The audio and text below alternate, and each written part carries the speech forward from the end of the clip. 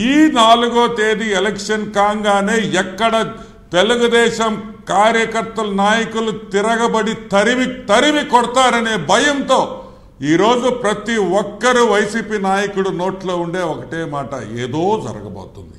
Yes, జరగతుంది, జరగద్దని కూడా నేను చెప్తున్నా. ఎంత పోలీస్ ఫోర్స్ పెట్టినా కడుపు మంట ఉన్నోడికి గమ్ముగా ఉంటాడా? వీళ్ళు చేసిన అరాచకాలకి గమ్ముగా ఇంట్లో కూర్చొని గోళ్లు గిల్లుకుంటాడా? ఎవ్వడు గోళ్లు గిల్లుకోడు. అనుభవించినోడికి తెలుస్తుంది ఆ బాధ, కొట్టించుకున్నోడికి తెలుస్తుంది ఆ నొప్పి. రమణారెడ్డి గారు ఒక్క నిమిషం, మధుసూదన్ రెడ్డి గారు మీతో అడుగుతారు. మీ ఇద్దరు కలిసి 3 నిమిషాల టైం ఉంది. వెంకటరమణారెడ్డి అని ఒక్క మాట, లేజన్ నేను నీ సింహపూరి బిడ్డనే కానీ మాది బుచ్చిపాలెం పక్కన రెడ్డిపాలెం. నీ పక్కన ఒక పెద్ద మనిషి ఉంటాడు, మేకపాటి చంద్రశేఖర్ రెడ్డి. నా మీద 2 కేసులు పెట్టించాడు. దేనికోసం తెలుసా? నీళ్లు అడిగినందుకు. తూర్పు కుట్ల దాని ఉద్యమం నీకు తెలిసే ఉన్నట్టుది. తర్వాత రోడ్డు నేను డ్యామేజ్ చేసినానని చెప్పి ఇంకో కేసు రిజిస్టర్ చేసి పెట్టాడు నా మీద.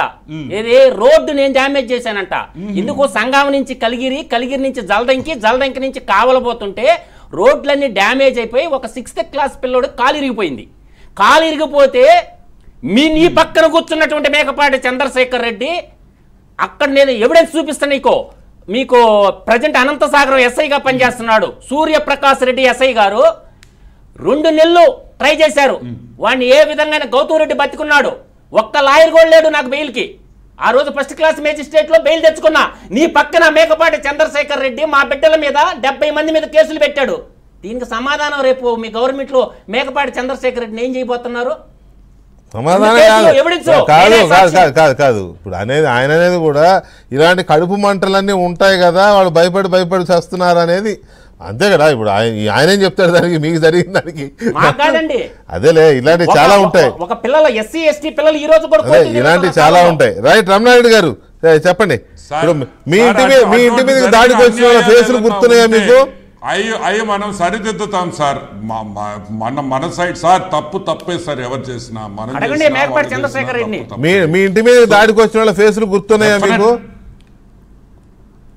అన్నీ గుర్తున్నాయి సార్. ఎవరు చేయించారో కూడా గుర్తుంది సార్. ఎక్కడే పోతారు సార్? వెయిటింగ్ సార్, వెయిటింగ్ ఇక్కడ 4th కోసం సార్. ఇంకొకటి కూడా చెప్తున్నా, దయచేసి రాను ఇంకా నెక్స్ట్ 10 రోజుల్లో ఇది పీక్కెళ్తుంది. ఏదో జరిగిపోతుంది. మనం చెప్పాల్సింది ఒకటే, జరగద్ది. ఇప్పుడు ఒక వారం దాక్కున్నా 10 రోజుల తర్వాత కూడా జరగద్ది, వదిలే ప్రసక్తే లేదని కూడా నేను మనవి చేస్తున్నా. అది మా కడుపు మంట, మేము అనుభవించిన బాధలు. మా పట్టాభి గారిని, మా అధికార ప్రతినిధిని పోలీస్ స్టేషన్లో వేసి కొడతారా? ఏం తప్పు చేశాడు సార్? నోరు తెరిస్తే పోలీస్ స్టేషన్లో వేసి కొట్టిస్తారా? స్టేషన్లో లైట్లు ఆఫ్ చేసేసి అరగంట ముసుగులు వేసుకొని వచ్చి కాళ్ళు కింద వాసిపోయేటట్టు కొడతారు. మర్చిపోతామా మేము? పట్టాభి మర్చిపోతాడా? ఎలా మర్చిపోతాం సార్? మర్చిపోయే ప్రసక్తే లేదు.